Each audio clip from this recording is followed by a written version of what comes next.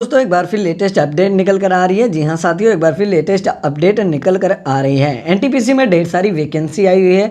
कौन से स्टूडेंट इस फॉर्म को अप्लाई कर सकते हैं, उनके पास क्या एलिजिबिलिटी होनी चाहिए, उनका एज कितना होना चाहिए, उनको फीस कितना देना होगा, उनका किस प्रकार से एग्जाम कराया जाएगा, इन सभी चीज़ों के बारे में इस वीडियो में आपसे डिस्कस करने वाला हूँ। तो दोस्तों अगर आप चैनल पर नए हैं तो सब्सक्राइब कर लीजिएगा, उसके साथ ही में बेल आइकन प्रेस कर दीजिएगा जिससे नेक्स्ट वीडियो की नोटिफिकेशन आपको मिलती रहे। तो दोस्तों आइए फटाफट हम वीडियो को शुरू करते हैं।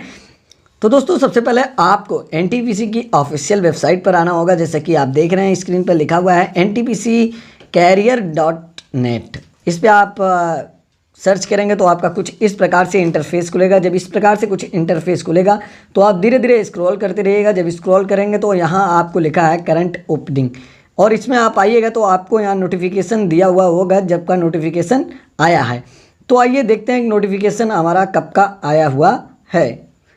यहाँ लिखा हुआ है 21 मई, रिक्वायरमेंट ऑफ इंजीनियरिंग एग्जीक्यूटिव। तो आपको यहाँ देखिए डिटेल इंग्लिश में और हिंदी में दोनों लिखा हुआ है। तो आप किस में देखना चाहते हैं यहाँ क्लिक करके देख सकते हैं। तो सबसे पहले मैं हिंदी पे क्लिक करता हूँ। हिंदी पे क्लिक करने के बाद आपका कुछ इस प्रकार से इंटरफेस खुलेगा। जी हाँ साथियों, आपका कुछ इस प्रकार से इंटरफेस खुलेगा। तो आपका जब इस प्रकार से इंटरफेस खुल जाएगा तो आप यहाँ देखिए क्या लिखा हुआ है। तो दोस्तों सबसे पहले आपको मैं दिखाता हूँ इंजीनियरिंग कार्यकारी प्रशिक्षक 2021। इलेक्ट्रिकल के टोटल 98 पोस्ट हैं, मैकेनिकल के 126 पोस्ट हैं और इंस्ट्रूमेंटेशन के आपके 56 पोस्ट हैं। आपके पास योग्यता क्या होनी चाहिए इसके बारे में आप देख लीजिए। कम से कम आपका 65% अंकों के साथ संबंधित संस्थान विश्वविद्यालय के नियमों के अनुरूप इंजीनियरिंग अथवा टेक्नोलॉजी AMI के पूर्ण कॉलेज बैचलर डिग्री, अंतिम वर्ष सेमेस्टर के छात्र भी इंजीनियरिंग डिग्रीज में कम से कम 60%। कहने का मतलब ये आपके जो इंजीनियरिंग किया है उसमें भी आपका कम से कम 65% आपके अंक होने चाहिए। अगर आप PWD अभ्यर्थी हैं तो आपको 55% प्राप्त करने होंगे। आवेदन के लिए आपको नीचे दिए गए हैं बहुत से ऐसे, आप यहाँ देख सकते हैं। जैसे आपको इलेक्ट्रिकल के बारे में बताया गया, इलेक्ट्रिकल और मैकेनिकल और इलेक्ट्रॉनिक्स और इंस्ट्रूमेंटेशन, ये यहाँ पोस्ट दिए हुए हैं। और यहाँ आप पास जो आपका क्वालिफिकेशन है, डिग्री है, वो लगेंगे। यहाँ मेंशन किया गया है। इलेक्ट्रिकल इंजीनियरिंग के लिए आपके पास क्वालिफिकेशन के तौर पे यहाँ दिया हुआ है electrical and electronics, electrical instrumentation and control, power system and high voltage power electronics and power engineering. Mechanical engineering के लिए क्या लिखा हुआ है, mechanical production, industrial engineering, production एवं industrial engineering, thermal mechanical automation, power engineering, ये सब courses उसमें सबमिट रहते हैं और इन्हीं से रिलेटेड आपके एग्जाम से आएंगे। और भी इंस्ट्रूमेंटेशन के लिए भी यहाँ मेंशन किया गया है। आयु के बारे में यहाँ मेंशन किया गया है।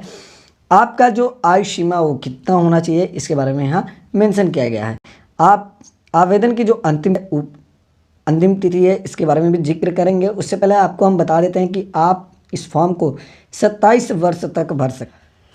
दोस्तों कब से कब आप इस फॉर्म को भर सकते हैं, यहाँ जैसा कि आप देख रहे हैं लिखा हुआ है महत्वपूर्ण तिथियाँ। आवेदन आरंभ होने की जो तिथि है वह 21 मई, यानी कि 21 मई से आप फॉर्म को भर सकते हैं। और इसका जो लास्ट डेट है यानी कि आवेदन करने की अंतिम तिथि जो है वह 10 जून 2021 है। 10 जून 2021 है। तो दोस्तों और भी कुछ इस प्रकार से सारे अपडेट यहाँ मेंशन किए गए हैं। आपके एग्ज़ाम किस प्रकार से कराए जाएंगे और आपका प्लेसमेंट भी होता है, और प्लेसमेंट होगा कैसे होंगे, ये सब चीज़ें के बारे में दिया हुआ है।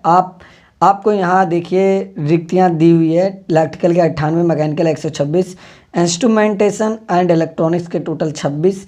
और अगर आप PWD के लिए हैं तो आपके पास क्या क्या दिक्कतें होंगी तो आपको इसमें फॉर्म को अप्लाई कर सकते हैं। ये चीज़ें यहाँ दिया हुआ है। नंबर 1, बहरापन व सुनने में कठिनाइयाँ होती हैं या निसंकता, OL, निवार्तिक कुष्ठ रोगी या बौनापन एवं एसिड हमला पीड़ित सहित एक व दोनों में से कोई भी हो तो आप इस फॉर्म को भर सकते हैं। आपको मैक्सिमम छूट मिलेगी, ठीक है।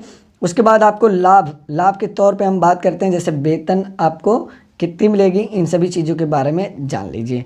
जैसे चयनित अभ्यर्थी का जो वेतन होगा वह 40,000 से 1,40,000 रुपये तक होगा।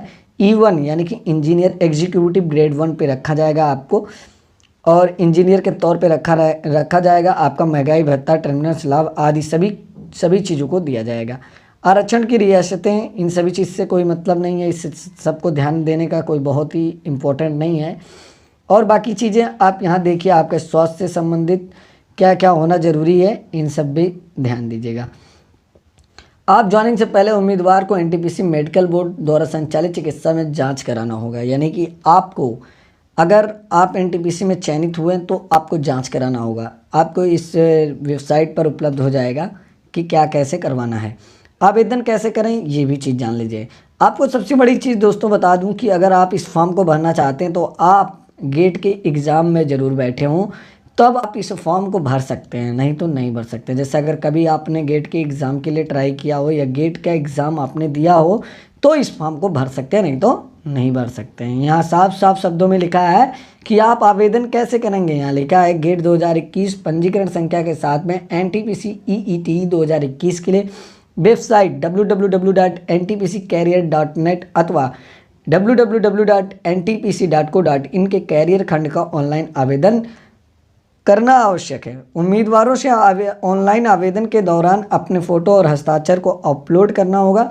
तीसरे पॉइंट पे दिया गया है, आदेशों को ध्यानपूर्वक पढ़ लें कि गेट 2021 में पंजीकरण संख्या सही सूचना देते हुए ऑनलाइन आवेदन पत्र को भरें। सफल पंजीकरण के लिए उपरांत सिस्टम के विशिष्ट पंजीकरण संख्या प्राप्त होगी और उम्मीदवारों के लिए पंजीकरण पर्ची का प्रिंटआउट रखना बहुत ही जरूरी है, जो सफल पंजीकरण के उपरांत सिस्टम में सुजलपूर्वक संपूर्ण किए जाएंगे। उसके बाद 4 नंबर पॉइंट में लिखा हुआ है, कृपया सुनिश्चित कर लें कि गेट पंजीकरण संख्या बार बार उस गेट की परीक्षा को, गेट के एग्ज़ाम को आपसे जिक्र किया जा रहा है जो गेट स्कोर कार्ड में उल्लेखित है। आवेदन उसी प्रकार से भरें। और आपका फीस कैसे आप फीस को पेड करेंगे यहाँ भी देख लीजिए, दिया हुआ है। अगर आप ओबीसी से संबंधित गैर वापसी योग्य पंजीकरण शुल्क अदा करना चाहते हैं तो आपको 300 रुपये देना होगा, अथवा आप ऑनलाइन तरीके से अथवा ऑफलाइन तरीके से, दोनों तरीके से पेमेंट को कर सकते हैं। पेमेंट करने का तरीका कैसे करना है ये भी चीज़ आप जान लीजिए। यहाँ साफ साफ लिखा है कि ऑफलाइन तरीके से भुगतान एनटीपीसी की तरफ से स्टेट बैंक ऑफ इंडिया की CSCAG शाखा नई दिल्ली के विशेष रूप से खोले गए खाता संख्या नंबर ये जैसा कि आप ब्लिंक कर रहे हैं, यहाँ देख रहे हैं, में पंजीकरण शुल्क संग्रह के लिए अधिकृत किया गया है। अभ्यर्थी पे इन स्लिप प्रिंट आउट लेकर साथ के निकट SBI शाखा के संपर्क कर सकते हैं, जो आवेदन पंजीयन पोर्टल पर उपलब्ध है। आवंटित खाते में शुल्क राशि तरीके से जमा करने के लिए हो जाएगा। ठीक है, इन सभी चीज़ों के बारे में आप समझ गए होंगे। अगर आप ऑनलाइन पेमेंट करना चाहते हैं तो किसके माध्यम से करेंगे। जैसे ऑनलाइन करना चाहते हैं तो डेबिट कार्ड हो गया, क्रेडिट कार्ड हो गया, ऑनलाइन माध्यम से कर सकते हैं। एक बार अदा किया जा चुका शुल्क किसी भी परिस्थिति में आपको वापस नहीं किया जाएगा। इसलिए निवेदन है कि पंजीकरण शुल्क अदा करने से पहले आप अपनी सारी चीज़ों को पढ़ लीजिएगा। फॉर्म सबमिट करने से पहले दिशा निर्देशों को पढ़ लीजिएगा, सभी चीज़ों को पढ़ लीजिएगा।